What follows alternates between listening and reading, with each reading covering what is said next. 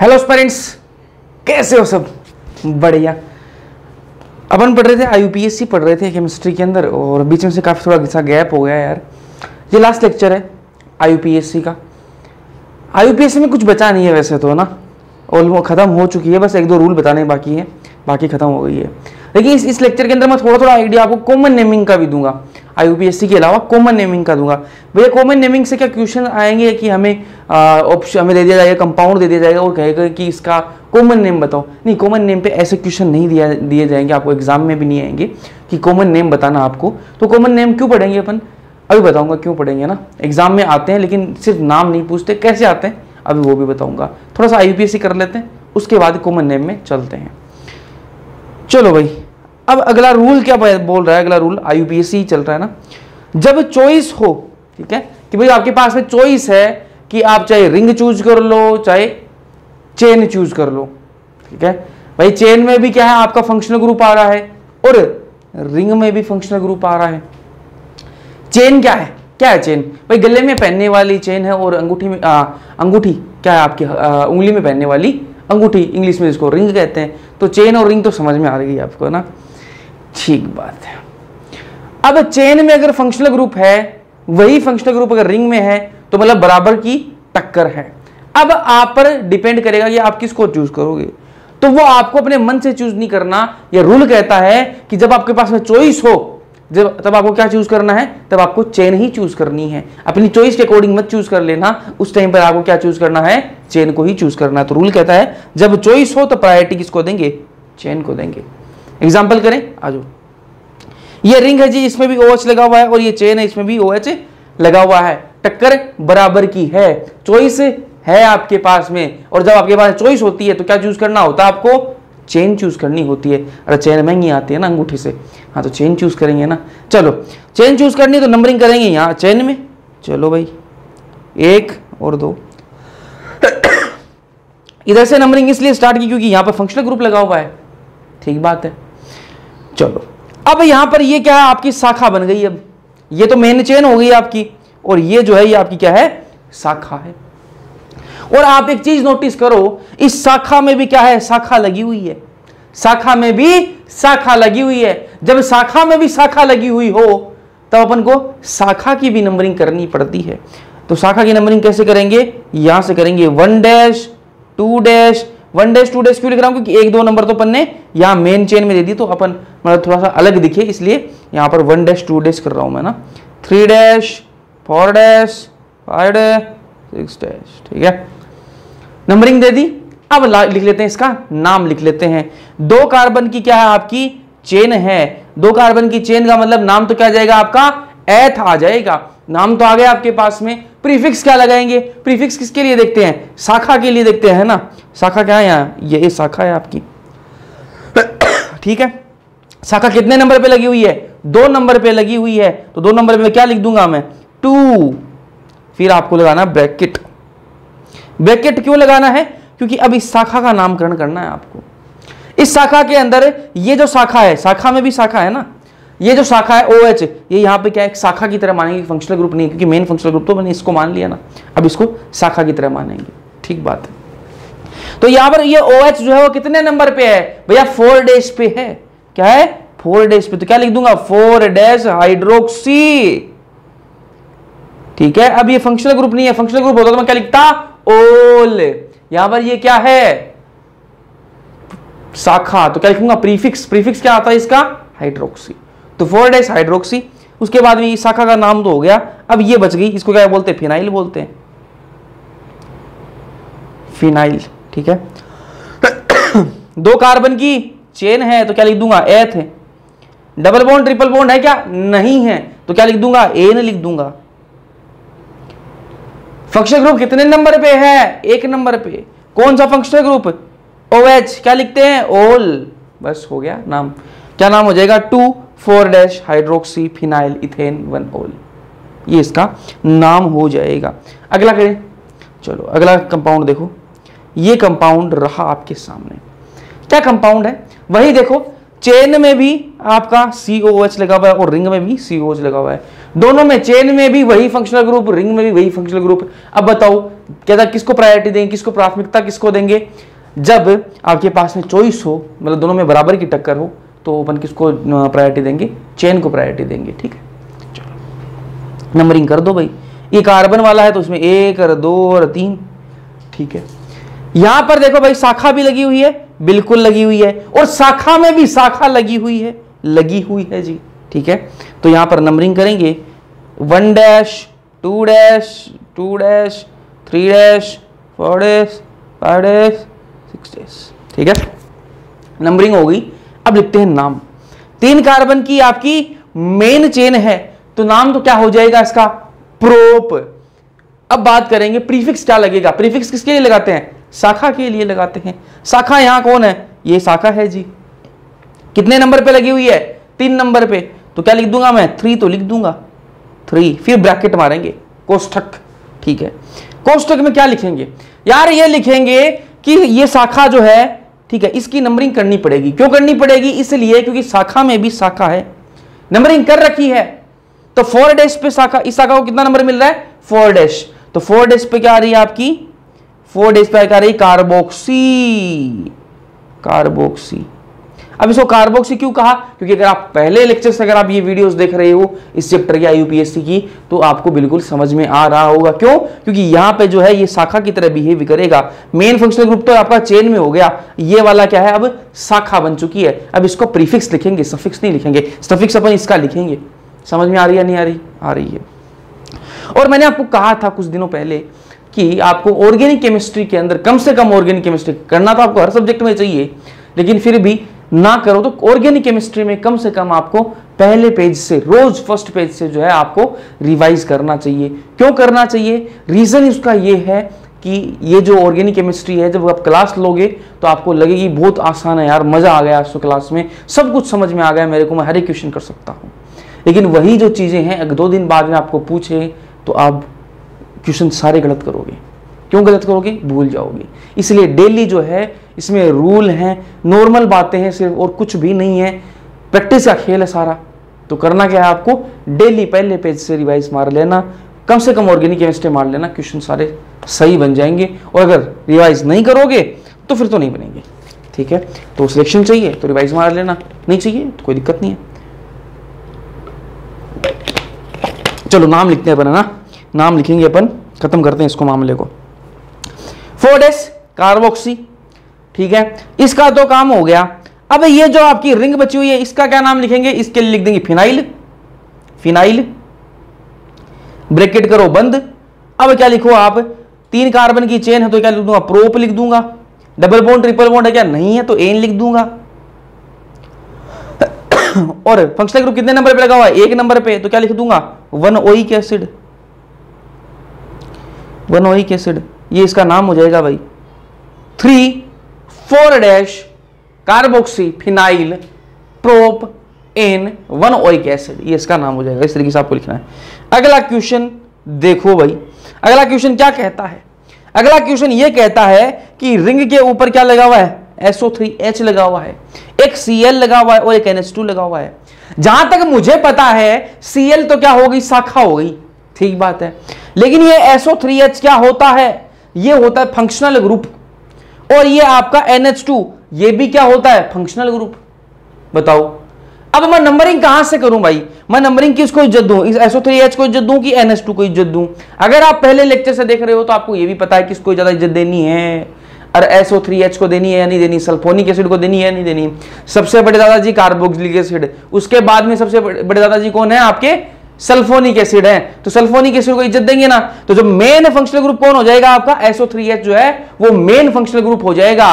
जब ये main functional group बन गया तो ये जो NH2 क्या करेगा? अब ये शाखा बन जाएंगे।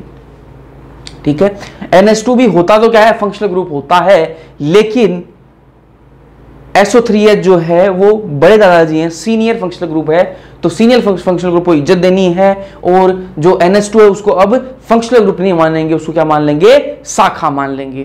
तो नंबरिंग कहां से हम करूं? मैं SO3H से करनी पड़ेगी। ठीक है, तो नंबरिंग मारते हैं। ठीक है, 1। अब मैं नंबरिंग ये नंबरिंग जो है मैं इधर लेके जाऊं कि इधर लेके जाऊं? भाई मैं अगर इधर से करता हूं, राइट साइड से अगर मैं करता हूं, तो मेरे को देखो 1 नंबर पे, 2 नंबर पे और 3 नंबर पे मुझे शाखा मिल रही है, और इधर मैं आता हूं तो 4 नंबर पे मुझे शाखा मिलेगी, तो मुझे 3 नंबर वाली चाहिए ना, तो मैं नंबरिंग इधर से करूंगा। ठीक है 2 और 3 4 5 6 नंबरिंग हो गई। लिखते हैं नाम। ठीक है 3 पे क्या लगा हुआ है? क्लोरो। 4 पे क्या लगा हुआ है? NH2। NH2 के लिए प्रीफिक्स क्या लिखते हैं? अमाइनो लिखते हैं। क्या लिखते हैं? अमाइनो। अब आप एक चीज बताओ मुझे, क्लोरो का C पहले आता है ABCD में कि अमाइनो का A पहले आता है ABCD में? भाई अमाइनो का A पहले आता है ABCD में। अरे ABC, ठीक है, तो A पहले आता है ना ABCD के अंदर। ठीक है, तो पहले क्या लिखेंगे? अमाइनो। कितने नंबर पे है जी? 4 नंबर पे। क्या लिख दूंगा? 4 अमाइनो। उसके बाद में क्या है? 3 क्लोरो। 3 क्लोरो। ये रिंग क्या है आपकी? बेंजीन। तो क्या लिख दूंगा? बेंजीन। और उसके बाद में सल्फोनिक एसिड। फंक्शनल ग्रुप कौन सा है? सल्फोनिक एसिड, तो सल्फोनिक एसिड लिख देंगे बस, ये इसका नाम हो जाएगा। 4 amino 3 chloro benzene sulphonic acid. कोई दिक्कत है क्या? नहीं होनी चाहिए। आगे चलते हैं। अगला क्वेश्चन देखो भाई, क्वेश्चन कुछ इस प्रकार का है, ध्यान से देखना। एक फंक्शनल ग्रुप यहां ये लगा हुआ है, दूसरा फंक्शनल ये लगा हुआ है। एक है आपका अमाइड और दूसरा है आपका एसिड क्लोराइड। बताओ भाई, बताओ जी, कौन यहां पे सीनियर है, कौन यहां पे किसको इज्जत देनी, किसको यहां पे फंक्शनल ग्रुप मान देंगे अपन और किसको यहां पे शाखा मानेंगे? ऐसा तो होगा नहीं कि भाई दोनों को फंक्शनल ग्रुप मान लो, नहीं जी, फंक्शनल ग्रुप एक को मानेंगे। कौन से को माने? अमाइड को माने कि क्लोराइड को माने? ठीक है, आपके एसिड क्लोराइड को माने। एसिड क्लोराइड को फंक्शनल ग्रुप माना जाएगा, सीनियर है जी। ठीक है, एसिड क्लोराइड को क्या मानेंगे? Functional group. तो ये ऑर्डर जो प्राथमिकता क्रम जो मैं आपको बता चुका हूं पहले ही, तो आपको पता भी होगा, अपनी नोटबुक में पीछे पन्ने उल्टो और आपको दिख जाएगा प्राथमिकता का जो क्रम है वो बताया हुआ आपको। ठीक बात है। चलो, तो नंबरिंग कहां से मारेंगे? नंबरिंग करेंगे यहां से, 1 2 3 4 5 6, ये नंबरिंग हो गई आपकी। नाम लिखते हैं। 3 पे क्या लगा हुआ है भाई? ये अमाइड। अमाइड का जो आपका प्रीफिक्स होता है, प्रीफिक्स क्या लिखते हैं इसके लिए? लिखवाए हुए हैं आपको, क्या लिखते हैं? कार्बामोइल। क्या लिखते हैं? कार्बामोइल। तो 3 पे क्या लगा हुआ? कार्बामोइल। कार्बामोइल। ठीक है, उसके बाद में क्या है आपका? बेंजीन। तो इसको बेंजीन ना लिख के अपन, मैंने आपको कॉमन नेम बताया था, अगर बेंजीन है और उस पर COCl लगा हुआ है तो उसको क्या कहते हैं अपन? बेंजोइल क्लोराइड लिखते हैं। क्या लिखते हैं? Benzoyl chloride. बताया हुआ है आपको, याद होना चाहिए, पिछले लेक्चर में शायद बताया था मैंने आपको। क्या हो जाएगा? बेंजोइल क्लोराइड, ये इसका नाम हो जाएगा जी। ठीक बात है, आगे चलते हैं। अगला क्वेश्चन देखो भाई, ये आपके सामने क्वेश्चन है। इस क्वेश्चन में देखो भाई, इस कंपाउंड में देखो, आपको रिंग भी दिखाई देगी और आपको चेन भी दिखाई देगी। अब बताओ मुझे, रिंग में भी फंक्शनल ग्रुप लगा हुआ है और चेन में फंक्शनल ग्रुप लगा हुआ है, इज्जत किसको देंगे? चेन को देंगे। ठीक है, ठीक बात है, तो कोई चेन को दे दो भाई इज्जत। नंबरिंग करते हैं चेन में। कहां से करूं मैं नंबरिंग? भाई कार्बन जहां पे है, कार्बन युक्त अगर फंक्शनल ग्रुप लगा हुआ है तो भाई वहीं से नंबरिंग होगी। तो C यहां से नंबरिंग कर दूंगा, 1 2 3 और 4। 4 कार्बन की आपकी चेन हो गई। चेन की नंबरिंग तो हो गई। शाखा कौन सी हो जाएगी? ये आपकी शाखा हो जाएगी। लेकिन आप एक चीज नोटिस करो, इसमें शाखा में भी शाखा लगी हुई है। जब शाखा में भी शाखा लगी हुई हो तो अपन क्या करते हैं? शाखा की भी नंबरिंग करते हैं। तो यहां पे क्या करूंगा मैं?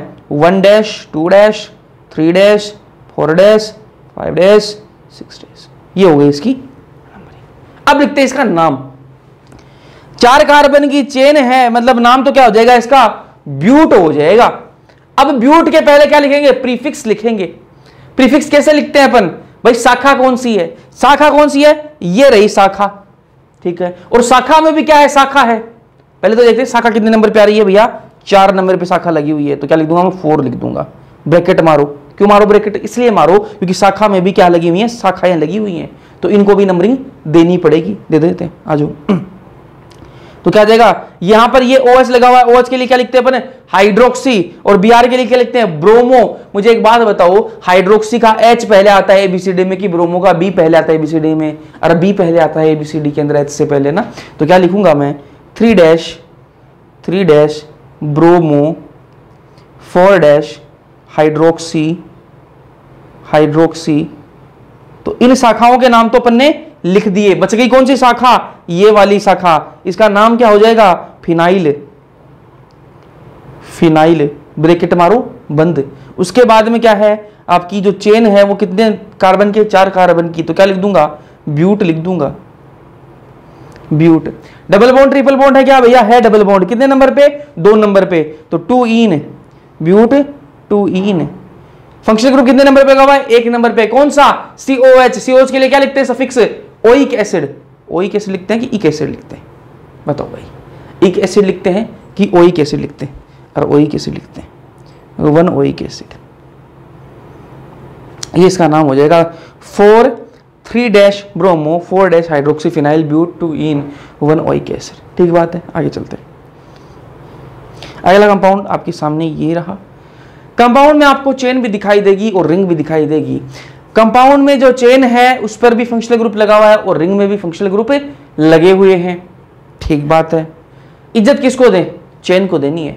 ठीक बात है, चलो चेन को इज्जत देनी है तो नंबरिंग मारो भाई, 1 2 3 4 5 कार्बन की चेन हो गई। ठीक है, उसके बाद में ये क्या है आपकी शाखा बन जाएगी। और आप एक चीज नोटिस करो, शाखा में भी क्या लगी हुई हैं, शाखाएं लगी हुई हैं। जब भी शाखा में शाखा लगी हुई हो तो क्या करनी होती है, अपन को गिनती करनी होती है। अब अपन 1 2 नंबर तो इनको दे चुके हैं, तो क्या देंगे अब 1 डैश 2 डैश वो करेंगे ना। तो यहां लिखेंगे क्या, 1 dash 2 dash 3 dash 4 dash 5 dash 6 dash. ठीक है, चलो अब नाम लिखते हैं इसका। शाखा कितने नंबर पे लगी हुई है, 5 नंबर पे लगी हुई, तो 5 तो मैं यहां लिख दूंगा। उसके बाद में ब्रैकेट मारो। अब देखो इस शाखा में ये जो शाखाएं कितने नंबर पे लगी हुई हैं, 2 शाखाएं यहां पे लगी हुई हैं। एक है आपकी मिथाइल और एक है आपकी NH2 के लिए प्रीफिक्स क्या लिखते हैं, अमाइनो।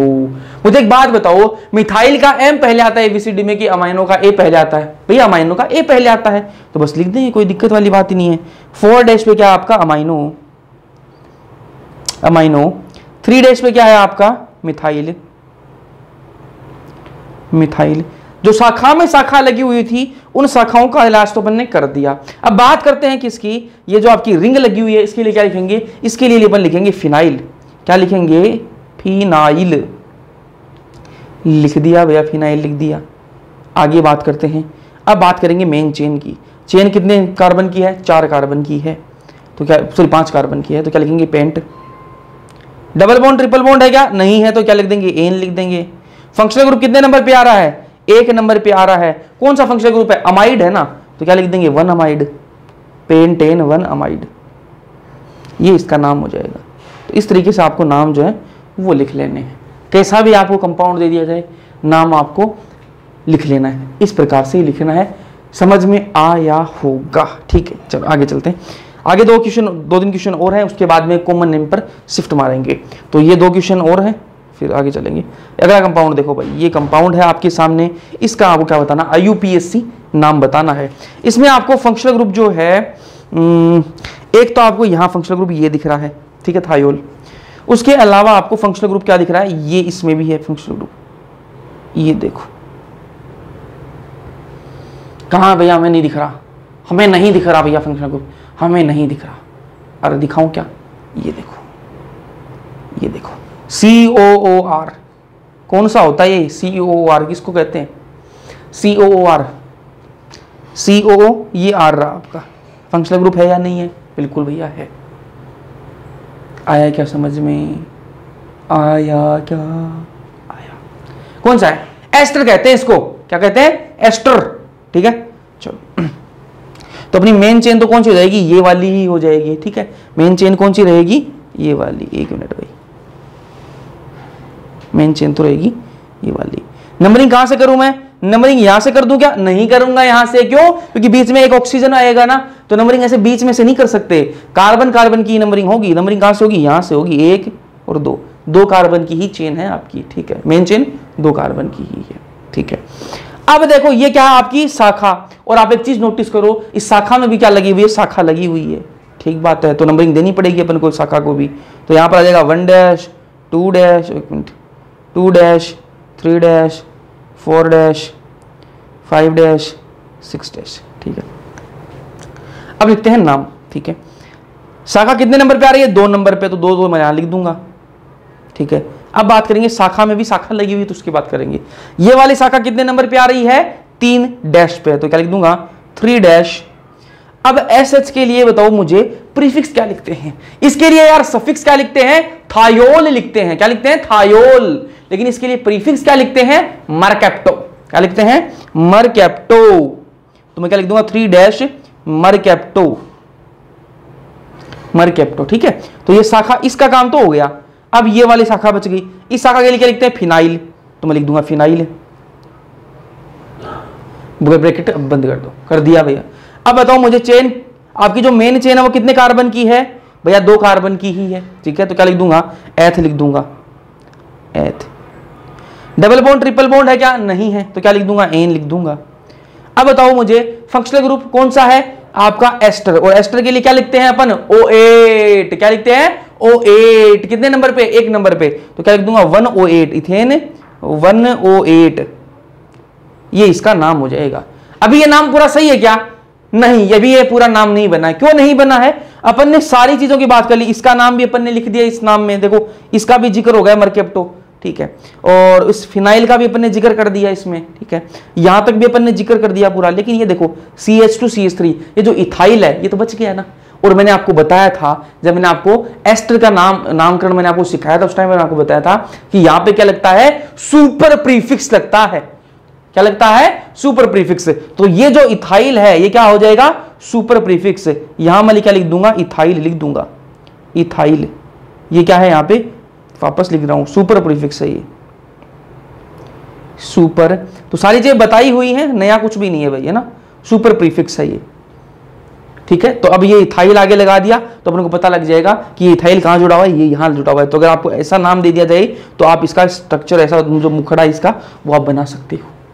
आगे चलते हैं, अगला जो है लास्ट कंपाउंड है, ठीक है, वो देखो यहां से। IUPAC खत्म हो रहा है, देखो क्या क्या लगा हुआ है इसमें? सारे के सारे COH लगे हुए हैं, सारे के सारे COH लगे हुए हैं। क्या नाम हो जाएगा इसका? नाम क्या होगा इसका? इसका नाम क्या होगा? इसका नाम होगा भैया बेंजीन। एक कलर दूसरा लेते हैं, बेंजीन। कितने कार्बन है भाई यहाँ पे? कितने आपके जो आपके फंक्शनल ग्रुप कितने हैं? मैंने आपको एक चीज बताई थी, जब भी फंक्शनल ग्रुप, कार्बन युक्त फंक्शनल ग्रुप जब भी डायरेक्ट रिंग से जुड़े हुए हों, वापस बोल रहा हूं, जब भी कार्बन युक्त फंक्शनल ग्रुप डायरेक्ट रिंग से जुड़े हुए हों तो उनको गिनती में नहीं लेते। ये बात बताई थी या नहीं बताई? बताई थी भैया। जब भी कोई कार्बन युक्त फंक्शनल ग्रुप डायरेक्ट रिंग से जुड़ा हुआ हो, अगर मैं आपको नहीं पता है तो पीछे अपने पलट के देखोगे, आपने नोट्स बनाए हैं और नहीं बनाए हैं तो पीछे वाले कोई वीडियो में जाके देखो। ये वाला मैंने रूल बताया था आपको कि जब भी कार्बन युक्त फंक्शनल ग्रुप डायरेक्ट रिंग से जुड़ा हुआ हो तो उसको गिनती में नहीं लेते। और जब कार्बन युक्त फंक्शनल ग्रुप को गिनती में नहीं लिया जाता तो उसका अपन सफिक्स नहीं लिखते, स्पेशल सफिक्स लिखते हैं। और COH का स्पेशल सफिक्स क्या होता है? कार्बोक्सी। क्या होता है? कार्बोक्सिलिक एसिड, ठीक है। क्या होता है? कार्बोक्सिलिक एसिड होता है। कार्बोक्सी क्या होता है? इसका प्रीफिक्स होता है। और सफिक्स इसका क्या होता है? कार्बोक्सिलिक एसिड, ठीक है। तो यहां क्या लिखूंगा? Carboxylic acid. तो बेंजीन तो आ जाएगा। ये सारा इनमें से फंक्शनल ग्रुप जो है कोई सा भी गिनती में नहीं आएगा। तो मैं गिनती किसकी करूंगा? इस रिंग की करूंगा, 1 2 3 4 5 6, ठीक है।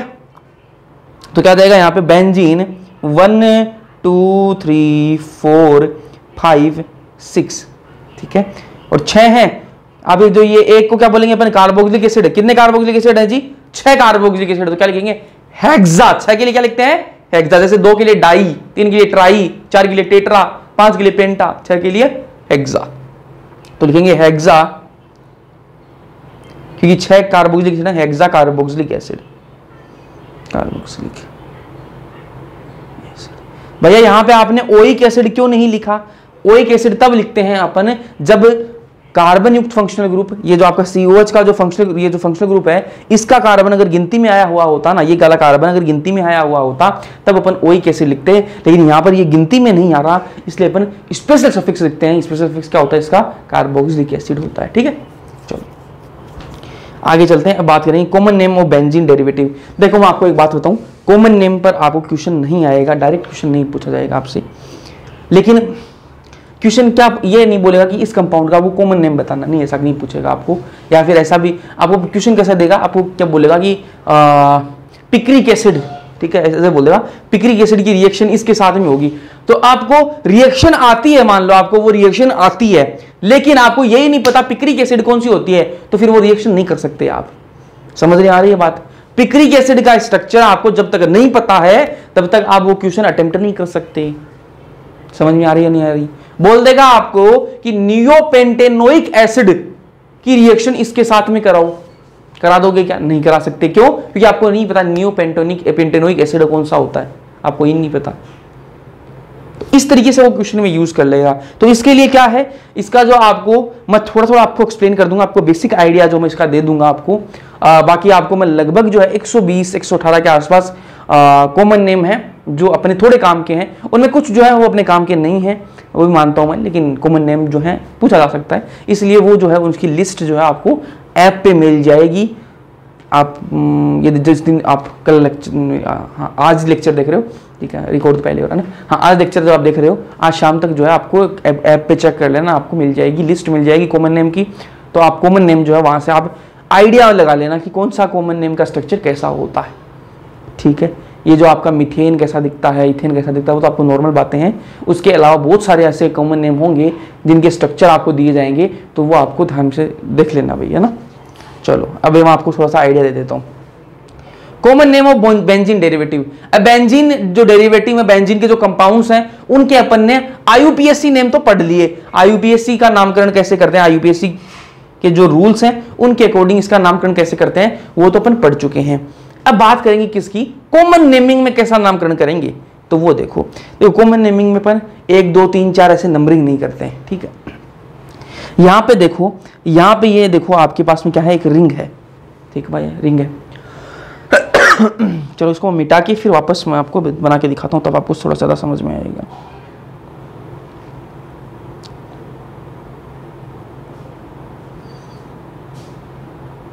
चलो एक मिनट। ये आपके पास में क्या है, रिंग है भैया। ये जी का मतलब क्या है, जी का मतलब इस रिंग पे कोई ग्रुप लगा हुआ है, कोई फंक्शनल ग्रुप लगा हुआ है मान लो, ठीक है। तो अब आपको कॉमन नेम में देखो, अगर आईयूपीएसी नाम लिखते हैं अपन तो क्या करते हैं, यहां से अपन नंबरिंग स्टार्ट करते 1 2 3 4 ऐसे करते हैं, आप नंबरिंग स्टार्ट करते। लेकिन ये कॉमन नेम की बात हो रही है, यहां पे आपको नंबरिंग नहीं करनी। क्या करना होता है फिर आपको करना होता है क्या, ये करना होता है आपको, जो ग्रुप के जस्ट बाद वाली जो जगह है रिंग के अंदर, ग्रुप के जस्ट पास वाली जगह है, उसको क्या कहते हैं अपन, ऑर्थो कहते हैं। क्या कहते हैं उस जगह को, ऑर्थो। ये कौन सी जगह है, ऑर्थो।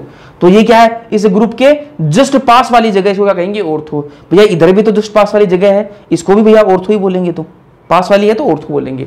ग्रुप जहां भी लगा हुआ है उसके जस्ट पास वाली जगह कौन सी होगी, ऑर्थो हो जाएगी, ठीक बात है। अब ऑर्थो के पास वाली जगह कौन सी हो जाएगी, वो हो जाएगी आपकी मेटा। कौन सी हो जाएगी, मेटा, ठीक है। भैया इधर भी तो ऑर्थो के जस्ट पास वाली जगह है, बिल्कुल है, तो इसको भी मेटा बोलेंगे, इसको भी मेटा बोलेंगे, इसको भी मेटा बोलेंगे। और मेटा के बाद में कौन सी जगह आ जाएगी, मेटा के बाद में ये जगह आएगी, इसको कहते हैं पैरा। इसको क्या कहते हैं, पैरा। ये भी ऑर्थो है। समझ में आई क्या? मैं ये कह रहा हूं अगर अपन आईयूपीएसी का नामकरण करते, आईयूपीएसी के तहत अगर अपन नामकरण करते तो अपन क्या लिखते, उसमें 1 2 3 4 ऐसे नंबरिंग करते। लेकिन यहां बात किसकी हो रही है, कॉमन नेमिंग की बात हो रही है। और कॉमन नेमिंग में अपन क्या नहीं लिखते, 1 2 3 4 नहीं लिखते, एक गिनती नहीं लिखते वहां पे। तो क्या करते हैं, वहां पे अपन अलग तरीके से करते हैं। जो ग्रुप लगा हुआ है रिंग पे, उसके जस्ट दोनों पास वाली जगह वो क्या नाम हो जाएगा, उसका ऑर्थो बोलेंगे, उस जगह क्या कहेंगे, ऑर्थो, ठीक है।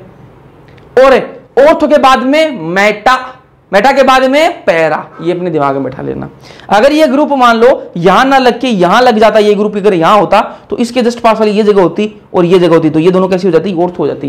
तो आपको ये फिक्स नहीं है कि ये जगह ऑर्थो होगी रिंग के अंदर, नहीं जी, जहां ग्रुप लगा हुआ होगा उसके जस्ट पास वाली जगह ऑर्थो होगी। तो अगर ये ग्रुप यहां लग जाता ना तो ये वाली जगह ऑर्थो बन जाती। समझ में आई या नहीं आई? तो इस रिंग में जो है 2 तो अब की हो गया होगी ऑर्थो, इसमें ओ लगाना भूल गया क्या, 2 तो क्या हो गई इसमें ऑर्थो, 2 ही क्या होगी मेटा, और पैरा कितनी है, 1। पैरा कितनी है, 1, ठीक है। अब इसका नामकरण करते हैं, ये वाला देखो क्या नाम हो जाएगा इसका। यहाँ पे देखो ये क्या है आपकी NO2 क्या होता है, शाखा होती है। COH क्या है, फंक्शनल ग्रुप है। तो मैं इज्जत किसको देंगे, फंक्शनल ग्रुप को देंगे। तो आपके यहाँ पे इसमें नंबरिंग तो करनी नहीं होती है आपको। तो फंक्शनल ग्रुप कौन सा है आपका, COH। और ग्रुप जो फंक्शनल ग्रुप है या फिर ग्रुप है उसके पास जस्ट पास वाली जगह कौन सी होती है आपकी, ऑर्थो। ठीक है, तो ये जगह कौन सी, ऑर्थो। ये वाली जगह भी कौन सी है, ऑर्थो। तो जो आपका NO2 लगा हुआ है वो कौन सी जगह पे लगा हुआ है, ऑर्थो पे लगा हुआ है। तो इसका नामकरण क्या लिखेंगे अपन, इसका नाम लिख देंगे अपन ऑर्थो नाइट्रो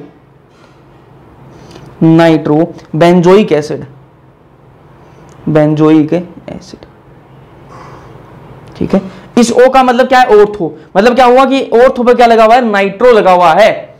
ठीक है, IUPAC में क्या लिखते हैं अपन कि भैया 2 नंबर पे नाइट्रो लगा हुआ है। यहां पे क्या बोल रहे हैं अपन, ऑर्थो जो है, ऑर्थो पोजीशन, ये पोजीशन का नाम है ऑर्थो। ऑर्थो पोजीशन पे नाइट्रो ग्रुप लगा हुआ है और इसको तो कॉमन नेम में अपन क्या कहते हैं, बेंजोइक एसिड कहते ही है। तो लिख दिया benzoic acid, ortho nitro benzoic acid.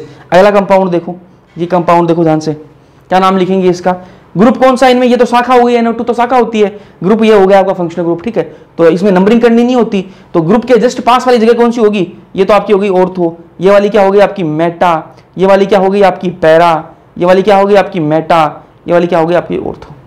ठीक है, तो मुझे एक बात बताओ, शाखा को क्या कहां पर लगी हुई है, शाखा की पोजीशन क्या है। अगर मैं IUPAC लिख रहा होता तो मैं क्या लिखता, अगर मैं IUPAC लिख रहा होता तो मैं लिखता यहाँ पे 1 2 3 4 नंबर पे भैया नाइट्रो लगा हुआ है। लेकिन यहाँ बात किसकी हो रही है, कॉमन नेम की बात हो रही है। और जब कॉमन नेम की बात हो रही है तो मैं क्या लिखूंगा यहाँ पे, नाइट्रो कौन से कितने नंबर कौन से पोजीशन पे है, P नाइट्रो, मतलब पैरा पे नाइट्रो है। और फिर इसको मैं क्या लिख दूंगा, रिंग पे क्या लगा हुआ, OH लगा हुआ है। इसको कॉमन नेम में क्या लिखते हैं, फिनोल। ठीक है, तो क्या लिख दूंगा मैं, फिनोल लिख दूंगा। तो क्या नाम आ जाएगा इसका, पैरा नाइट्रो फिनोल। इस तरीके से आपको नाम लिखना है। अरे समझ में आ रही है क्या, ये थोड़ा कॉमन नेम है। ठीक है, कॉमन नेमिंग इस तरीके से होती है। फिर आगे ये कुछ आपको बनाने के लिए दे रखे हैं, स्ट्रक्चर बनाने। ठीक है, नाम दे रखे हैं आपको और आपको क्या बनाने, इसके स्ट्रक्चर बनाने। क्वेश्चन क्या बोल रहा है, ऑर्थो, ओ का मतलब क्या है, ऑर्थो। ऑर्थो पे क्या लगा हुआ है, डाईहाइड्रोक्सी। ठीक है, और बेंजोइक एसिड लगा हुआ है। ठीक है, तो सबसे पहले मैं बना लेता हूं क्या, बेंजीन तो बना लेता हूं मैं। ये मैंने बेंजीन बना ली,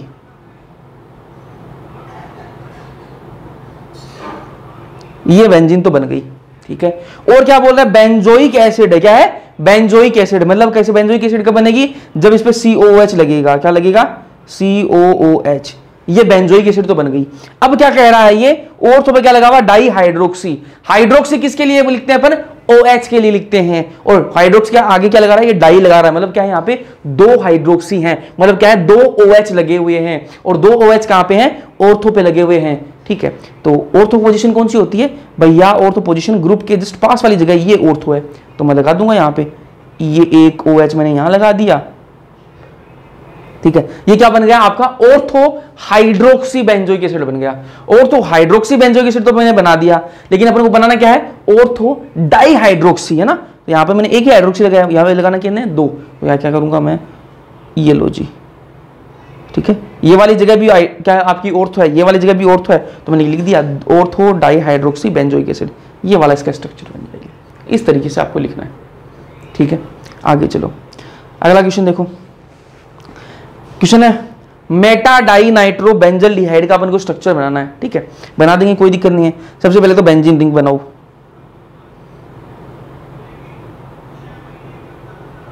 गलत बन गया थोड़ा सा,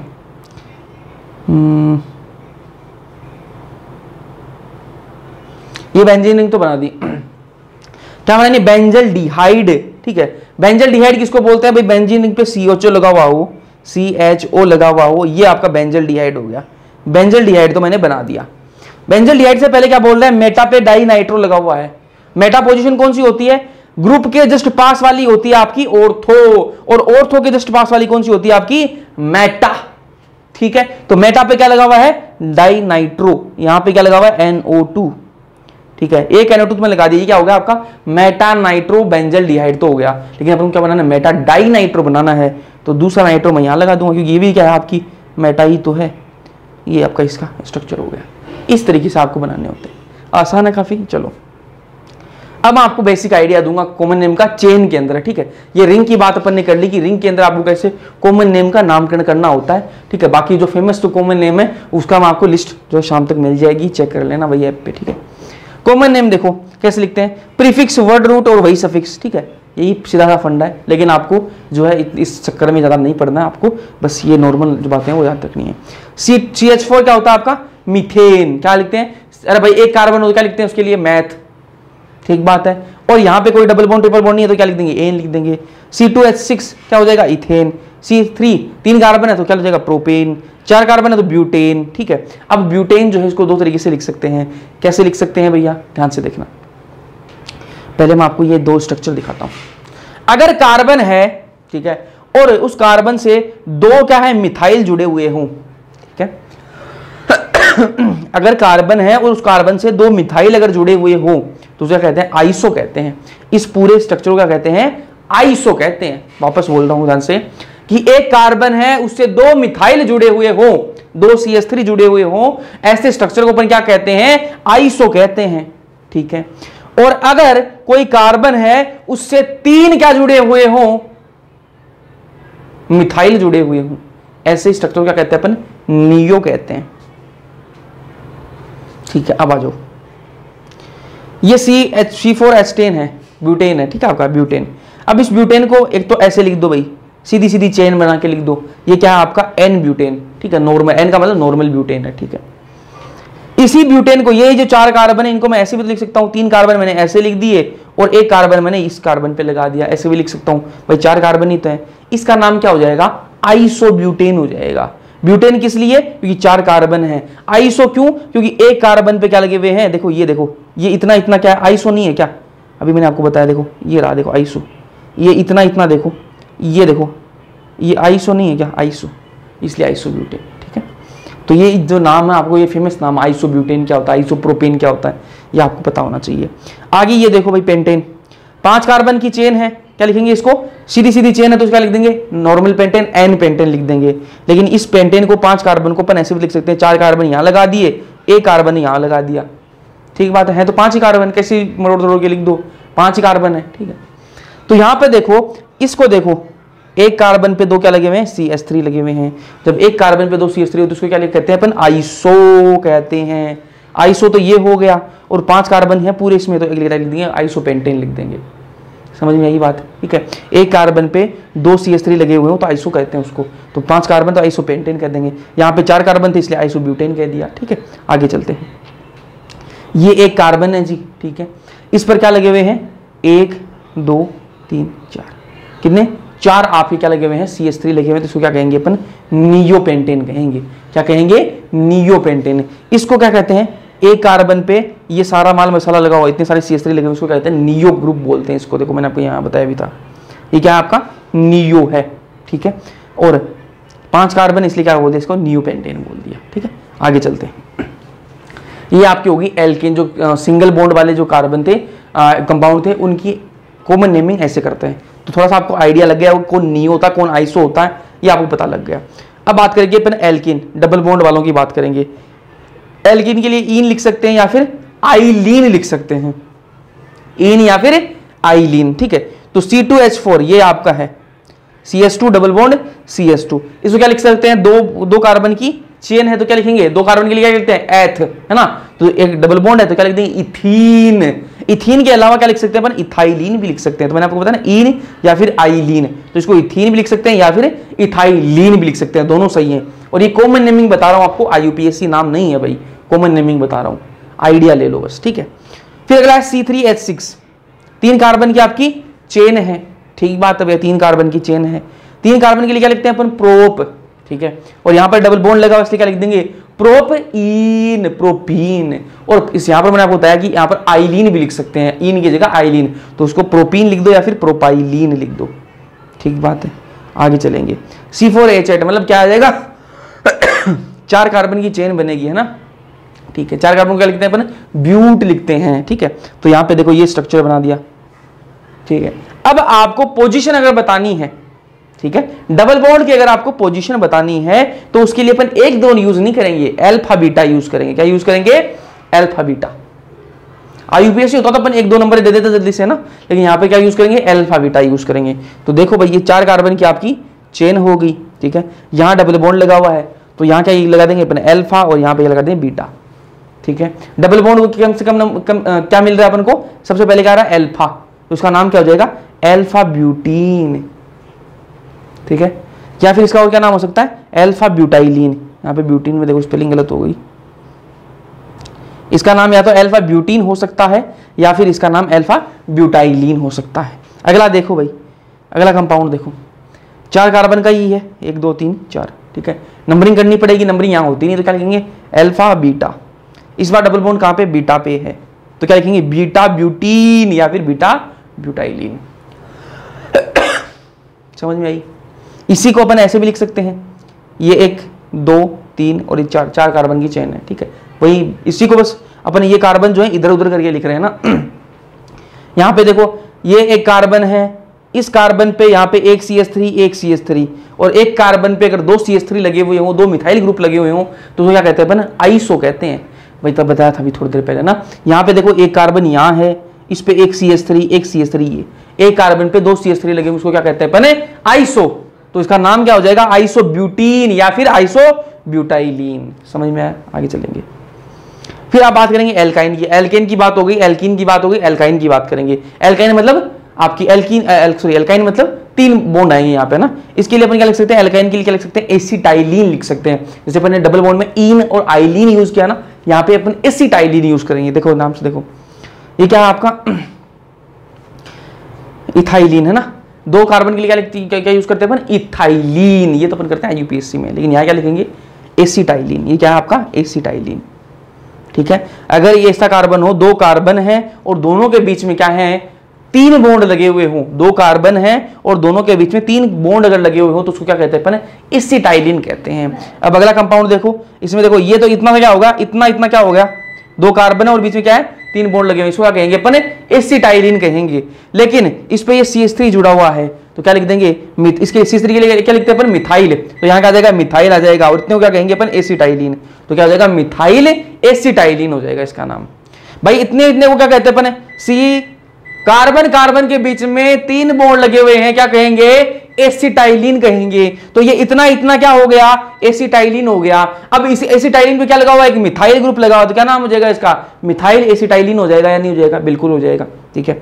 आगे देखो, ये देखो कार्बन के बीच में क्या है 3 बॉन्ड लगे हुए हैं, तो इतना क्या है एसिटाइलिन। लेकिन यहां पर एक मिथाइल है, एक मिथाइल यहां पे है, तो क्या हो जाएगा 2 मिथाइल है, तो डाई मिथाइल एसिटाइलिन हो जाएगा। क्या हो जाएगा डाई मिथाइल एसिटाइलिन, एक एल लगा दो भाई यहाँ पे, डाई मिथाइल एसिटाइलिन, ठीक है। आगे देखो, ये देखो कार्बन के बीच में क्या है 3 बॉन्ड लगे हुए हैं, बिल्कुल भैया 3 बॉन्ड लगे हुए हैं, ठीक है। लेकिन इसमें ये तो कितना हो गया आपका एसिटाइलिन हो गया, एक क्या लगा हुआ है यहाँ पे मिथाइल लगा हुआ है, एक क्या लगा हुआ है इथाइल लगा हुआ है, इतना एसिटाइलिन, एक मिथाइल ग्रुप है और एक इथाइल ग्रुप है, ठीक है। तो इसके लिए क्या हो जाएगा आपका इथाइल मिथाइल एसिटाइलिन। अब मिथाइल पहले क्यों नहीं लिखा, क्योंकि अल्फाबेट में आपकी ABCD में इथाइल का ई पहले आता है M से, ठीक है, M से पहले ई आता है, तो इथाइल मिथाइल एसिटाइलिन, ठीक है, नाम ऐसे लिख देना है आपको। अब naming of hydrocarbon radical based. अब रेडिकल बेस्ड का मतलब क्या होता है बताऊं आपको, कि कोई भी आपका हाइड्रोकार्बन किसको कहते हैं, कार्बन और हाइड्रोजन का कोई भी कंपाउंड है उसको हाइड्रोकार्बन कहते हैं ना। तो अगर मैं मीथेन CH4 क्या होता है मीथेन होता है भैया, बिल्कुल भैया ठीक बात है मीथेन होता है। अगर उस CH4 में से एक मैं H निकाल दूं तो क्या बचेगा CH3 बचेगा या नहीं बचेगा, बिल्कुल CH3 बचेगा। उस CH3 को क्या कहेंगे अपन मिथाइल कहेंगे, उसी को क्या कहेंगे अपन रेडिकल।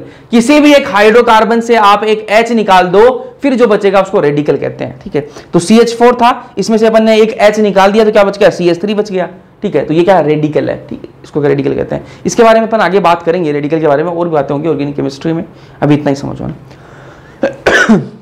ये क्या था आपका मीथेन, एक H हटाया अपन ने, क्या बन गया ये मिथाइल बन गया, ठीक है। और ये क्या OH क्या होता है एल्कोहल होता है, कॉमन नेम कर रहे हैं अपन एल्कोहल होता है।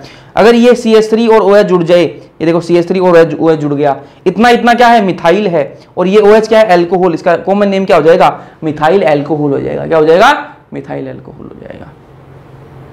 अगर यही क्या होता आपका IUPAC होता तो अपन इस कार्बन के लिए क्या लिखते, एक कार्बन के लिए क्या लिखते मैथ, है ना, और डबल बॉन्ड ट्रिपल बॉन्ड है नहीं तो क्या लिखते अपन एन, तो मिथेन, और OH के लिए क्या लिखते अपन ओल, तो क्या लिखते मिथेनोल। लेकिन यहाँ पे क्या कॉमन नेम की बात हो रही है तो इसके लिए क्या लिखेंगे मिथाइल, और इसके लिए एल्कोहल, मिथाइल एल्कोहल हो गया। आगे चलो भाई, CH3 है, ठीक है। यहाँ से अपन एक एच हटाएंगे, ठीक है, हटा दिया अपन ने, ठीक है, ये क्या हटा दिया, देखो CH3 था, यहाँ पे CH2 हो गया, तो इसको क्या लिखेंगे, इथाइल लिखेंगे, ठीक है। ये आपका प्रोपेन है, इसकी में एक एच हटाएंगे तो ये क्या हो जाएगा, सीधा सीधा है, तो इसको N प्रोपाइल लिख देंगे। यहाँ पे ये क्या बन जाएगा, आपका आइसोप्रोपाइल बन जाएगा। क्यों आइसोप्रोपाइल बन जाएगा, एक कार्बन पे 2 CH3 लगे हुए हूँ, जब एक कार्बन पे 2 CH3 होते हैं तो उसको क्या कहते हैं अपन, प्रोपाइल आइसो कहते हैं ना, तो ये क्या हो जाएगा, आइसोप्रोपाइल हो जाएगा। आगे चलो भाई, वैसे ही आपके ब्यूटेन के लिए दे रखा है, सीधा सीधा है, N ब्यूटाइल हो जाएगा भाई, एक हाइड्रोजन यहाँ से हटा दिया तो ये क्या हो जाएगा, N ब्यूटाइल, ठीक है। अगर ऐसा हो आपके सामने तो उसको क्या कहेंगे, सेकेंडरी ब्यूटाइल, ठीक है। अब ये सेकेंडरी ब्यूटाइल क्या है, ये अपन आइसोमरिज्म में भी इसका थोड़ा अपन बातें करेंगे, अभी आप इतना समझो कि ये क्या है, सेकेंडरी ब्यूटाइल है। सेकेंडरी ब्यूटाइल क्यों, क्योंकि एक कार्बन जो है वो कितने कार्बन से जुड़ा हुआ है, 2 कार्बन से डायरेक्टली जुड़ा हुआ हो, ठीक है। एक कार्बन जो है वो 2 कार्बन से डायरेक्टली जुड़ा हुआ है, इसलिए क्या कहेंगे, इसको सेकेंडरी ब्यूटाइल कहेंगे। फिर आगे चलें, ये भी क्या आपका ब्यूटेन ही है, ठीक है। ये क्या आपका हो गया, आइसोब्यूटाइल। क्यों हो गया, एक कार्बन जो वो 2 CH3 से जुड़ा हुआ है, तो आइसोब्यूटाइल, ठीक है।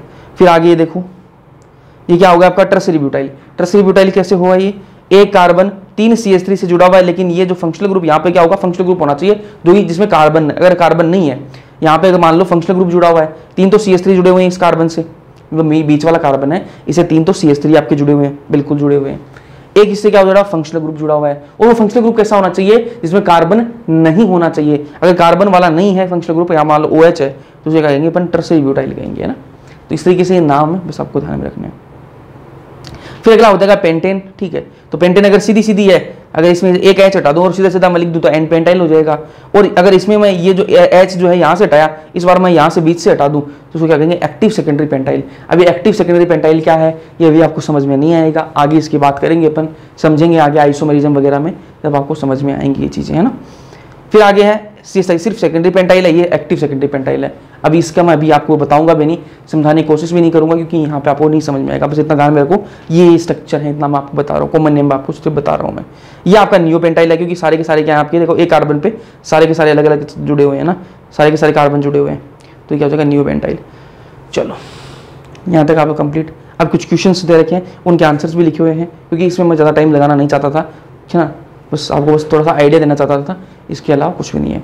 नियोपेंटेनोइक एसिड, अगर आपको बोले कि नियोपेंटेनोइक एसिड का स्ट्रक्चर बताओ तो कैसे लिखोगे, ये लिखना आपको। ये इतना इतना क्या होता है भाई, नियो होता है, ये क्या आपका नियो, और यहाँ पे ये COH लगा दिया तो नियोपेंटेनोइक एसिड। नियो मतलब ये नियो आपका, ये नियो हो गया, ठीक बात है। पेंटेन मतलब 5 कार्बन, 1 2 3 4 5 कार्बन में नियोपेंटेन, समझ में आ गया। अब ओइक एसिड, ये देखो COH लगा हुआ है, तो यहाँ पे क्या आ जाएगा, ओइक एसिड, तो ये क्या होगा, नियोपेंटेनोइक एसिड। फिर अगला टर्सरी ब्यूटाइल है ब्रोमाइड लिखो, तो क्या लिख देंगे, ये क्या है आपका, टर्सरी है, ये टर्सरी है। भैया नियो और टर्सरी में फर्क बताओ हमें, चलो आ जाओ पहले नियो और टर्सरी में आपको फर्क बताता हूं।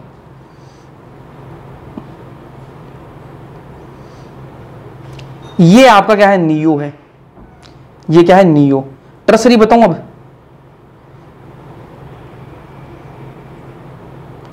टर्सरी बताऊं,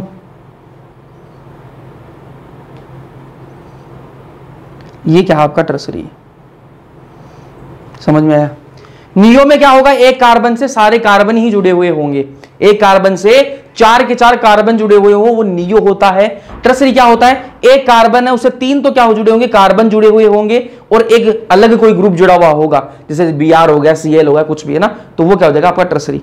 देखो यहाँ पे देखो सारे के सारे इससे क्या जुड़े हुए हैं, कार्बन, देखो ये कार्बन, ये कार्बन, ये कार्बन, ये कभी कार्बन, सारे सारे कार्बन जुड़े हुए हैं। यहाँ पर देखो ये कार्बन है, इससे 3 क्या है, कार्बन जुड़े हुए हैं, एक क्या है, अलग ग्रुप जुड़ा हुआ है, ये क्या होगा, टर्सरी। तो टर्सरी ब्यूटाइल ब्रोमाइड, टर्सरी का मतलब एक कार्बन है, ठीक है, उससे क्या जुड़े होंगे, 3 तो कार्बन जुड़े हुए होंगे। ब्यूटाइल का मतलब 4 कार्बन होंगे, 1 2 3 4 कार्बन हो गए, ब्रोमाइड Br लगा ही दिया, ठीक है। तो इस तरीके से आपको नॉर्मल लगाते हैं। आइसोब्यूटाइल अल्कोहल है, ठीक है, समझ में नहीं आई है तो भी कोई दिक्कत वाली बात नहीं है, ठीक है। आपको थोड़े से बस आपको ध्यान में होनी चाहिए, बाकी मैं उम्मीद करता हूँ आपको समझ में भी आ रही होंगी, ठीक है। चलो आइसोब्यूटाइल अल्कोहल, आइसो का मैंने आपको बताया, एक कार्बन पे 2 मिथाइल ग्रुप जुड़े हुए हों वो आइसो होता है। एक कार्बन पे 2 मिथाइल ग्रुप जुड़े हुए हों, आइसो हो गया, आइसो तो मुझे मिल गया। फिर क्या बोल रहा है, ब्यूटाइल, ब्यूटाइल मतलब 4 कार्बन है, एक कार्बन है, 2 कार्बन है, 3 कार्बन और ये 4 कार्बन, ब्यूटाइल भी हो गया, आइसो भी हो गया, ब्यूटाइल भी हो गया। एल्कोहल के लिए क्या लिखते हैं, OH, तो ये हो गया आपका आइसोब्यूटाइल अल्कोहल, बस खत्म। फिर अगला एक्टिव सेकेंडरी पेंटाइल थायो अल्कोहल, ठीक है, तो ये देख लो भाई, ये CH3 CH3 CH3 CH3। अब आपको मैं थोड़ा सा बता भी देता हूँ, चलो बताना तो नहीं ज़्यादा था लेकिन बता देता हूँ। एक्टिव किसके लिए लिखेंगे? ऐसा कार्बन जिससे सारे के सारे जो हैं, एक कार्बन पे चार जुड़ सकते हैं एक कार्बन पे, ठीक है, और वो चारों जुड़ने वाले हों, वो सारे के सारे अलग अलग हों, ठीक है। अगर यहाँ पे CH3 और CH3 जुड़ गया तो इस कार्बन को अपन एक्टिव कार्बन नहीं बोल सकते।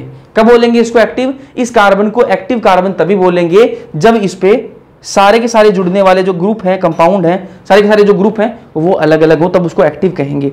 अब ये यहाँ पे देखो, इसको एक्टिव सेकेंडरी पेंटाइल क्यों कहा है? एक्टिव इसलिए कहा है क्योंकि इस कार्बन को ध्यान से देखो, इससे जुड़ने वाले चारों के चारों जो है वो अलग अलग हैं। इस कार्बन में क्या जुड़ा हुआ? एक तो एसएच जुड़ गया तो ये तो अलग हो गया, एक एसएच है एक CH3 है, दोनों सेम है क्या? बिल्कुल अलग अलग है।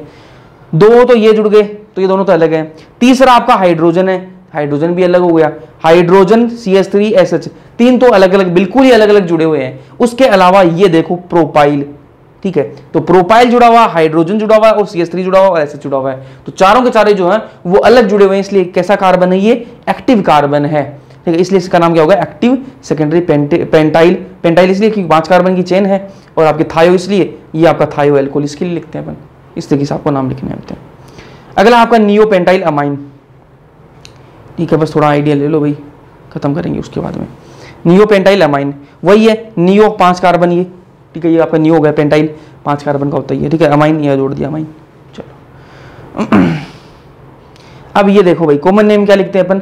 जैसे अपन IUPAC में COH के लिए क्या लिखते हैं? ओइक एसिड, यहाँ पे क्या लिखेंगे? इक एसिड। COR के लिए वहां क्या लिखते हैं अपन? O8 लिखते हैं ना, यहाँ पे एल्काइल O8 लिखेंगे, ठीक है। COCO इक एनहाइड्राइड, ठीक है, ये एनहाइड्राइड आपका ना। COCl के लिए YL क्लोराइड, वहां पे क्या लिखते हैं अपन? OL क्लोराइड है ना, यहाँ पे IL क्लोराइड है ना। CONS2 अमाइड लिखेंगे, CHO एल्डिहाइड लिखेंगे, CNO नाइट्राइल लिखेंगे, NC आइसोनाइट्राइल लिखेंगे ना, तो ये आपको ध्यान में रखना चाहिए। एक कार्बन अगर है तो उसको क्या लिखेंगे? फॉर्म, ठीक है। 2 कार्बन है तो क्या लिखेंगे? एसीट। 3 कार्बन है तो प्रोपियोन। 4 कार्बन है तो क्या लिखेंगे? ब्यूटायर या फिर एन आइसो, ठीक है। 5 कार्बन है तो वेलर लिखेंगे, ठीक है। और अगर आपको ऐसा दिखाई दे कि एक कार्बन 2 कार्बन के बीच में डबल बॉन्ड हो और साथ में एक कार्बन, 3 कार्बन आपको ऐसे दिखाई दे जिसमें 2 डबल बॉन्ड हो, तो उसको क्या कहते हैं अपन? एक्राइल, ठीक है। यहाँ पे एक्राइल एल्डिहाइड भी एक होता है, तो उसका ऐसे ही कॉमन नेम है कुछ, है ना। अगर ऐसा आपको दिखाई दे 2 कार्बन है, दोनों के बीच में डबल बॉन्ड है और एक कार्बन ऐसे साइड में जुड़ा हुआ हो, तो क्या कहेंगे? क्रोटोन कहेंगे, है ना। CH3CO इसको क्या कहेंगे? पायरुव, ठीक है। ये तो अपने बायोलॉजी में आता, पायरुविक एसिड सुना भी होगा आपने, अपन पढ़ेंगे भी इसको प्लांट फिजियोलॉजी के अंदर, है ना। तो जैसे देखो ये कॉमन नेम है एसिटामाइड, बहुत कॉमन नेम है, आपने सुना भी होगा ना, एसिटामाइड। इसमें देखो 2 कार्बन के लिए क्या लिखते हैं अपन? एसिट लिखते हैं। अगर आपको बोले एसिटामाइड तो आप इसका नाम लिख सकते हो, इसका आप स्ट्रक्चर बना सकते हो। कैसे बनेंगे भैया? भाई 2 कार्बन के लिए क्या लिखते हैं अपन? एसिड, ठीक है। एसिड में मतलब 2 कार्बन तो आएंगे ही आएंगे, तो आपको क्या दिया है? एसिटामाइड। एसिड का मतलब क्या है? 2 कार्बन, ठीक है। और अमाइड का मतलब क्या है? NH2, ठीक है। अमाइड का मतलब क्या है? NH2 नहीं, अमाइड का मतलब CONH2 आएगा ना, यहाँ पे ये गलत लिखा हुआ भाई, ये तो मैं सोचा कि गलत कैसे हो गया, CONH2, ठीक है। तो ये हो गया बस, CH3 C double bond O NH2, ठीक है। 2 कार्बन ये हो गया आपकी, 1 और 2 कार्बन ये हो गए, तो एसिड, और ये पूरा अमाइड हो गया आपका, एसिटामाइड। इस तरीके से आपको लिखना है। अगला एसिटल डिहाइड, ठीक है। एसिटल डिहाइड ये कुछ फेमस कॉमन नेम है, ठीक है, तो ध्यान से देख लो। एसिड मतलब 2 कार्बन है, ठीक है। एल्डिहाइड मतलब COHO है, ठीक है। एसिड मतलब 2 कार्बन है, एल्डिहाइड का मतलब क्या है? CHO है, तो 2 कार्बन बना दो भाई, इसको मैं चलो मिटा के बनाता हूं। एसिड एल्डिहाइड का मतलब क्या है? एसिड का मतलब क्या है? 2 कार्बन है, ये लो जी 2 कार्बन बना दिए, ठीक है। एल्डिहाइड का मतलब क्या है? CHO है, तो क्या बना दूंगा? C डबल बॉन्ड O, ठीक है। यहां क्या आ जाएगा आपका? ये H3 आ जाएगा, ठीक है। एसिटल्डिहाइड हो गया। फिर अगला है नियोवेलरिक एसिड, ये आपको नाम दिया गया है, इसको आपको स्ट्रक्चर बनाना है। नियो किसके लिए आता है? ठीक है, नियो किसके लिए आता है? आपको पता है नियो किसके लिए आता है? एक कार्बन पे 4 चीजें जुड़ सकती हैं और चारों अगर वो कार्बन वाली हो, ठीक है, तो उसको क्या कहेंगे अपन? नियो कहेंगे, ठीक है। वेलरिक के लिए क्या आता है? 5 के लिए क्या लिखते हैं? वेलर, ठीक है। देखो वेलर वेलर वेलर, 5 के लिए क्या लिखते हैं? 5 कार्बन हो तो वेलर लिखते हैं, ठीक है भैया। तो यहाँ पर वेलर मतलब 5 कार्बन। इक एसिड मतलब COOH, ठीक है। तो ये सारे मैंने आपको लिखवा दी हैं। तो यहाँ पे क्या लिखेंगे? CH3 और COH। एक कार्बन पे चारों क्या जुड़े हुए? कार्बन वाले जुड़े हुए हैं, तो ये क्या होगा? आपका नियो हो गया, ठीक है। वेलर का मतलब 5 कार्बन है, 1 2 3 4 और ये 5 कार्बन हो गए आपके। तो नियो भी क्लियर है, वेलर भी क्लियर है। उसके बाद में क्या है, इक एसिड किसके लिए लिखते हैं, COH के लिए, तो COH हो गया आपका। तो नियो वेलरिक एसिड इस तरीके से। फिर आपका क्रोटोन एल्डिहाइड। क्रोटोन क्या होता है आपका, क्रोटोन ये मैंने आपको बताया C कार्बन कार्बन के बीच में 2 डबल बॉन्ड है और उसके बाद में उनके साइड में कार्बन भी जुड़े हुए हैं। ये देखो मैंने आपको यहाँ बताया क्रोटोन क्या होता है, C डबल बॉन्ड और यहाँ पे साइड में 2 कार्बन जुड़े हुए हैं, ये क्रोटोन है। क्रोटोन ये हो गया। एल्डिहाइड CHO होता है, बस ये नाम लिख दो भाई, सब इजी है। ठीक है, आगे चलते हैं। पायरुविक एसिड अपनी बायोलॉजी में आएगा ना।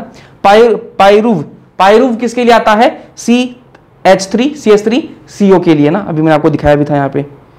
CH3CO के लिए क्या आता है, पायरुव।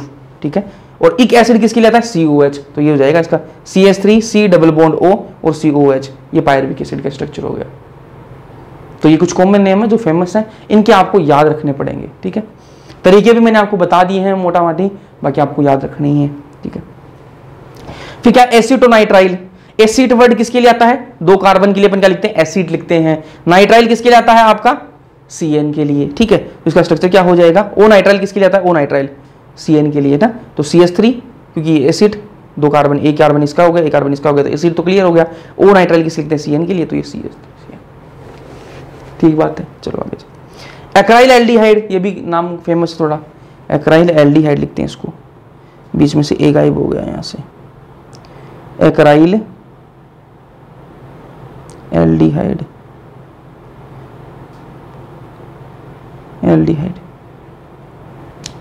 ठीक है, ये आपका एक्राइल है, इतना आपका एक्राइल है। ठीक है, और ये आपका एल्डिहाइड हो गया। CHO क्या हो गया आपका, एल्डिहाइड।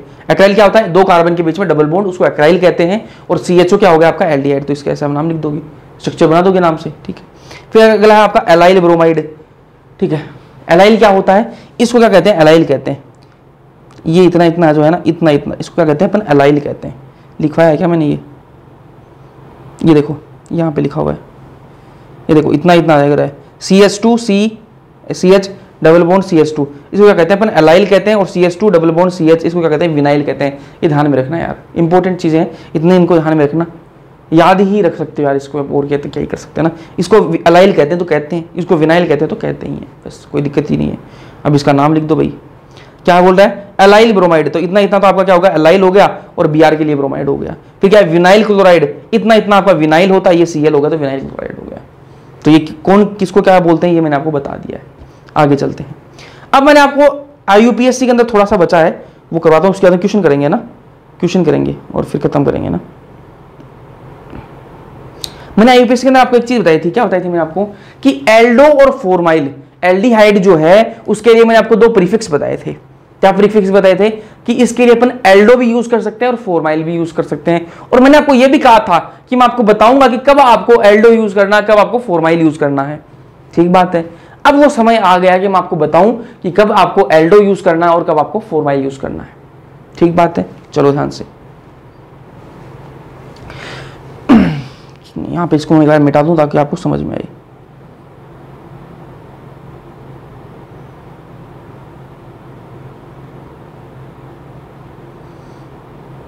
ये कंपाउंड आपके सामने है, बिल्कुल ठीक बात है। यहां पे देखो, इसमें ये जो चेन है, इसमें 2 फंक्शनल ग्रुप हैं, एक यहां पे COH और एक CHO, दोनों ही फंक्शनल ग्रुप हैं। लेकिन सीनियर फंक्शनल ग्रुप कौन सा है, वो आपका कार्बोक्सिलिक एसिड है। ठीक है, तो फंक्शनल ग्रुप तो अपन इसको मानेंगे। फिर ये क्या बन जाएगा, CHO क्या हो जाएगी, शाखा हो जाएगी। अब आपके पास में 2 ऑप्शन है, आपको गिनती करनी है। ठीक है भैया, बिल्कुल गिनती करनी है। अब आप गिनती कहां से स्टार्ट करोगे, यहां से करेंगे तो ये फंक्शनल ग्रुप है। ठीक है, अब आपके पास में 2 ऑप्शन है कि आप गिनती में 1 2 3 और 4, या तो आप ऐसे गिनती कर लो क्योंकि इसके पास में भी कार्बन है तो इसको भी गिनती में ले लो, या फिर आपके पास में क्या ऑप्शन है कि भैया हम तो इसको शाखा ही मानेंगे, हम इसको गिनती में नहीं लेंगे। ठीक बात है, 2 ऑप्शन है आपके पास में, इस शाखा के पास में भी कार्बन है तो हम इसको भी गिनती में ले लें। ठीक है, अगर आप इसको गिनती में ले रहे हो तो इसका नाम क्या होगा, मैं लिख के बताता हूं, 1 2 3 4। अगर आप गिनती ऐसे कर रहे हो तो इसका नाम क्या हो जाएगा, इसका नाम होगा 4 एल्डो, 4 कार्बन की चेन है तो क्या हो जाएगा, ब्यूटेन ओइक एसिड। तो 4 एल्डो ब्यूटेनोइक एसिड। ठीक है, ये इसका नाम हो जाएगा। और इसी कंपाउंड को अगर मैं अलग तरीके से इसका नामकरण करूं, एक बार मिटा देता हूं मैं, ठीक है,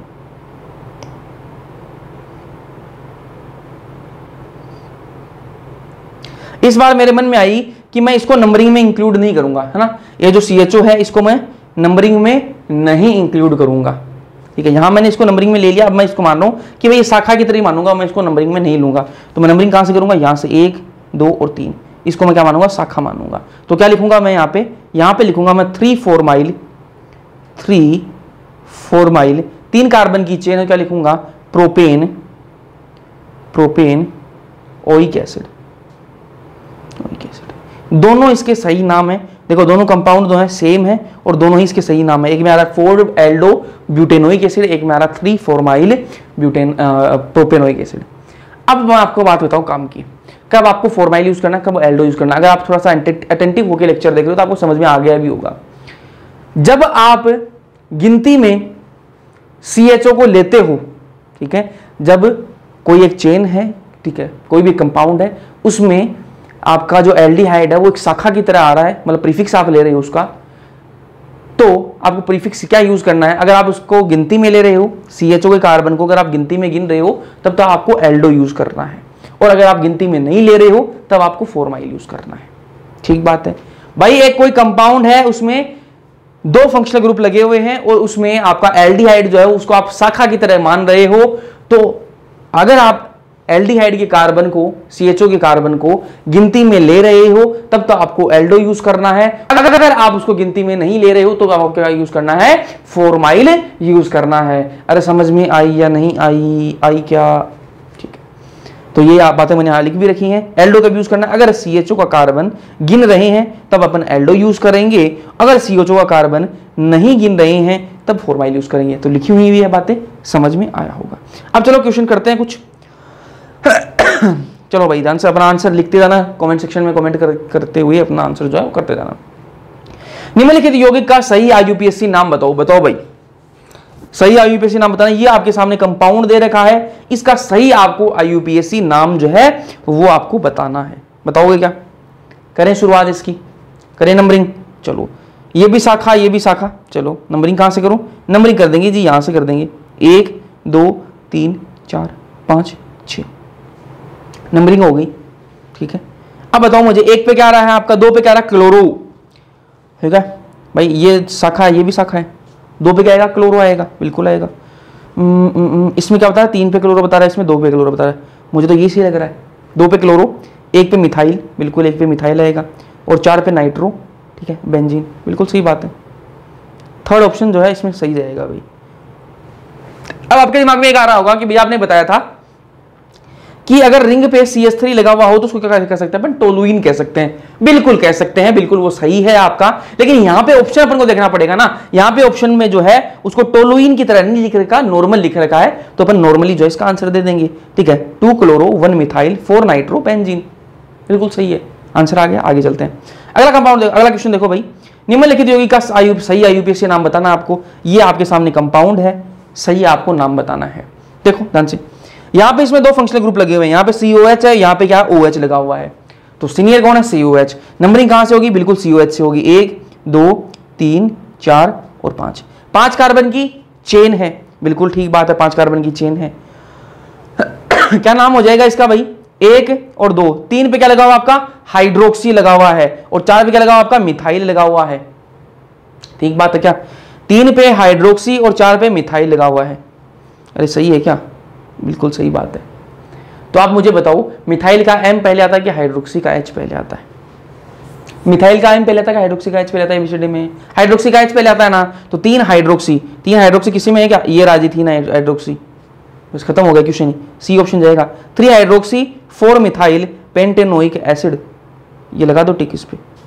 आगे चलो, बिल्कुल आसान होते हैं, बिल्कुल आसान होते हैं, बस आपको रिवाइज किया हुआ होना चाहिए, IUPAC पूरा रूल्स आपको सारे पता होने चाहिए, उसके बाद में आप बढ़िया से कर दोगे क्वेश्चन। अगला कंपाउंड देखो, अगला क्वेश्चन देखो, ये 2009 में आया है, वो भी है। निम्नलिखित यौगिक का सही IUPAC नाम बताओ। यौगिक क्या है आपके सामने, ये वाला यौगिक आपके सामने है, इसका आपको सही IUPAC नाम बताना है। इसमें आप देखो ध्यान से, इस कंपाउंड को देखो, बिल्कुल भैया देख रहे हैं, यहां पे देखो Br तो क्या होगी, शाखा है, ठीक है, लेकिन OH फंक्शनल ग्रुप है, CN फंक्शनल ग्रुप है, दोनों फंक्शनल ग्रुप हैं। अब दोनों जब फंक्शनल ग्रुप हैं तो अपन इज्जत किसको दें भैया? जो सीनियर है उसको इज्जत दो। सीनियर कौन है यार? सीनियर यहां पे कौन है? आपको मैंने प्राथमिकता का क्रम बताया हुआ है, जो CN है, साइनाइड है, वो यहां पे सीनियर है। तो OH क्या हो गया? यहां पे आपकी शाखा हो जाएगी। ये दोनों क्या है? शाखा है। और ये क्या है? आपका फंक्शनल ग्रुप। नंबरिंग कहां से करूं मैं? यहां से 1 नंबर। अब मैं 2 नंबर इधर जाऊं कि मैं इधर आऊं? इधर आऊंगा क्योंकि यहां पे BR को 2 नंबर मिल रहा है। तो 2 2 3 4 5 6। ठीक है, नाम क्या जाएगा इसका भाई? OH का हाइड्रोक्सी, हाइड्रोक्सी का H पहले आता है कि ब्रोमो का B पहले आता है? ब्रोमो का B पहले आता है। तो क्या जाएगा? 2 ब्रोमो। 2 ब्रोमो किसी में है क्या? ये रहा जी 2 ब्रोमो। 2 ब्रोमो 5 हाइड्रोक्सी बेंजोनाइट्राइल, ये नाम हो जाएगा, बस खत्म हो गया। आसान है ना? आगे चलते हैं। अगला क्वेश्चन देखो, निम्नलिखित यौगिक का सही IUPAC नाम बताना है आपको। ये आपके सामने कंपाउंड है, इसका आपको IUPAC नाम लिखना है। और बहुत इजी है ये क्वेश्चन, बहुत इजी, बहुत इजी। कैसे इजी है बताओ? सारे क्वेश्चन पोज मारे किए हैं ना? ठीक है, चलो अब बताओ इस क्वेश्चन का आंसर बताओ। बड़ा सा कंपाउंड आपको दे रखा है लेकिन बहुत आसान है ये। कैसे आसान है? सबसे पहले अपन को चूज करनी है वो चेन जो सबसे लंबी चेन हो, उसको चूज करना है अपन को।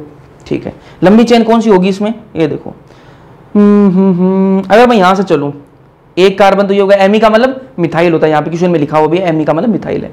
मिथाइल का मतलब एक कार्बन तो यहाँ हो गया। 1 2 3 4 5। फिर मैं इधर जाऊं कि इधर आऊं? इधर जाऊंगा तो मैं थोड़े से कार्बन मिलेंगे, इधर आऊंगा तो ज्यादा कार्बन मिलेंगे। 6 7 8 9 और 10 कार्बन की चेन हो गई। तो जो मेन चेन मैं लूंगा ना, वो कौन सी लूंगा मैं? ये वाली लूंगा। ये वाली जो है मेरी मेन चेन होगी।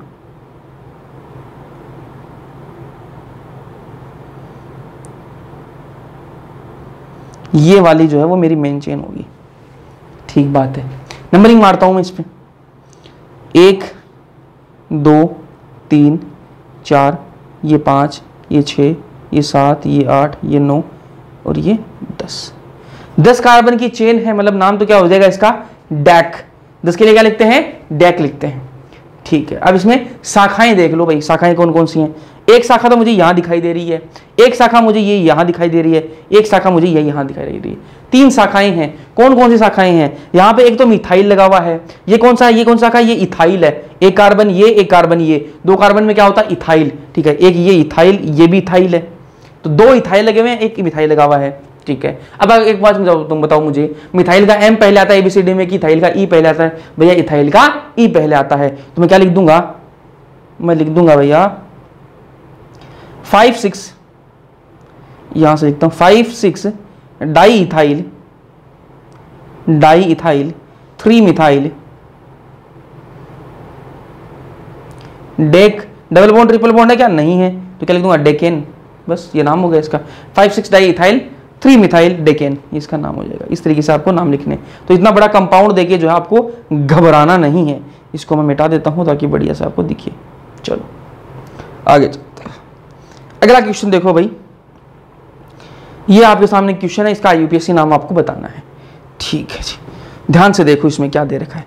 कुछ भी नहीं है, बहुत आसान है। तो नंबरिंग कहां से करूं? फंक्शनल ग्रुप दे रखा है, नंबरिंग यहां से कर दो। 1 2 3 4 5 कार्बन की चेन है, तो क्या लिख दूंगा मैं? पेंट लिख दूंगा। कोई शाखा है क्या? नहीं है, कोई शाखा नहीं इसमें, मतलब प्रीफिक्स तो कोई आएगा नहीं। अब क्या करूं मैं इसमें? डबल बॉन्ड ट्रिपल बॉन्ड है क्या? डबल बॉन्ड है जी। कितने नंबर पे? 2 नंबर पे, तो पेंट 2 ईन।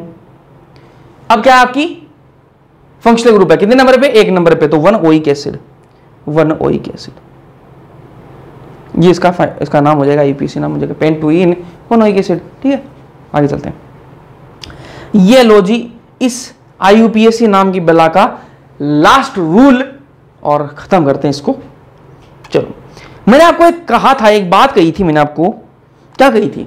मैंने आपको जो प्रीफिक्स बताए थे, तो उसमें मैंने कार्बोक्सिलिक एसिड का भी प्रीफिक्स लिखाया था। मैंने आपको भैया बिल्कुल लिखाया था। और मैंने उस टाइम पे मैंने आपको ये भी कहा था कि कार्बोक्सिलिक एसिड वो COH, तो वो तो सबसे सीनियर होता है, तो ये कभी जूनियर बनेगा क्या? ये कभी इसके लिए अपन प्रीफिक्स यूज करेंगे क्या? क्योंकि अपन किसके लिए? सीनियर के लिए तो सफिक्स यूज करते हैं। ठीक बात है।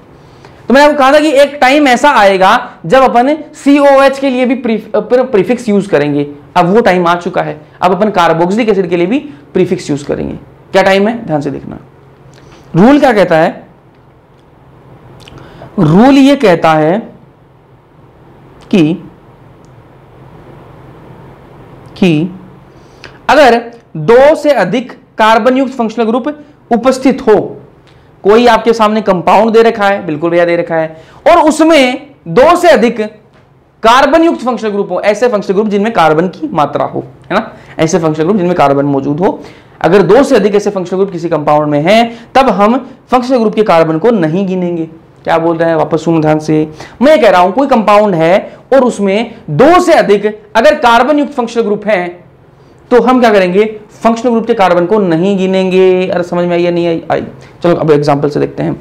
ये आपके सामने कंपाउंड है, बिल्कुल भैया कंपाउंड है। इसमें क्या है, कितने कार्बन युक्त फंक्शनल ग्रुप है, 1 2 और 3 फंक्शनल ग्रुप है कार्बन युक्त। और मैंने कहा कि दो से अधिक अगर कार्बन युक्त फंक्शनल ग्रुप आ गए तो अपन फंक्शनल ग्रुप के कार्बन को नहीं गिनेंगे। तो नंबरिंग कहां से होगी इस बार? नंबरिंग यहां से नहीं, कहां से होगी, यहां से ही होगी। 1 2 और 3 कार्बन की चेन है। क्यों? क्योंकि इसके कार्बन को अपन नहीं गिनेंगे। तो नाम क्या हो जाएगा इसका? प्रोपेन, क्योंकि 3 कार्बन की चेन है। उसके बाद में क्या है आपके पास साथ में आपकी आंखों के सामने, वो क्या है, ये 3 आपके सामने फंक्शनल ग्रुप हैं। इनको क्या लिखेंगे अपन? पहले प्रीफिक्स, ठीक है। तो क्या देगा, 1 2 3 ट्राई कार्बोक्सिलिक एसिड लिख देंगे, ठीक है। ये देखो फिर अभी CHO, ठीक है। तीनों क्या है आपके? कार्बन युक्त फंक्शनल ग्रुप है। और जब दो से अधिक कार्बन युक्त फंक्शनल ग्रुप आ जाए तो अपन को कार्बन को नहीं गिनना है। तो इनके कार्बन को अपन नहीं गिनेंगे, 1 2 3 बस इतना ही गिनेंगे। तो 3 के क्या लिखेंगे? प्रोपेन, ठीक है। 1 2 3 1 2 3 पे क्या जाएगा? ट्राई कार्बल डिहाइड, ठीक है। आगे चलो, ये लास्ट कंपाउंड देख लो और खत्म करेंगे। 3 क्या है? कार्बन युक्त फंक्शनल ग्रुप है, बिल्कुल भैया है। तो देखो भाई, इसको मैं CN कर देता हूँ, NC थोड़ा सही नहीं लगेगा। नंबरिंग हो जाएगी यहां से 1 2 3 और 4 कार्बन की चेन है। तो क्या लिख दूंगा? ब्यूटेन लिख दूंगा, क्योंकि इनके कार्बन को तो अपन को गिनना नहीं है ना, ठीक है। तो ब्यूटेन 1 पे लगा हुआ है, 2 पे लगा हुआ है और 4 पे लगा हुआ है। 1 2 4 ट्राई कार्बोनाइट्राइल, ये इसका नाम हो जाएगा। बस ये सारे के सारे रूल मैंने आपको बता दिए, कॉमन नेमिंग भी करवा दी आपको, और इस पे क्वेश्चन अपन ने किए हैं। क्वेश्चन प्रैक्टिस कम नहीं की है इसमें ना, क्वेश्चन भी किए हैं इसमें। तो उम्मीद करता हूँ समझ में आया होगा, IUPAC आपको पूरा बढ़िया से समझ में आया होगा। काफ़ी टाइम लगे अपन ने किया है। अगला अपन स्टार्ट करेंगे, जो टॉपिक स्टार्ट करेंगे वो आइसोमेरिज्म स्टार्ट करेंगे। तो समझ में आया या नहीं आया, कमेंट सेक्शन में कमेंट करके जरूर बताना। वीडियो पसंद आया लाइक कर देना, अपने दोस्तों के साथ में शेयर कर देना। बाकी मिलते हैं अगले लेक्चर के अंदर, तब तक के लिए पढ़ते रहो।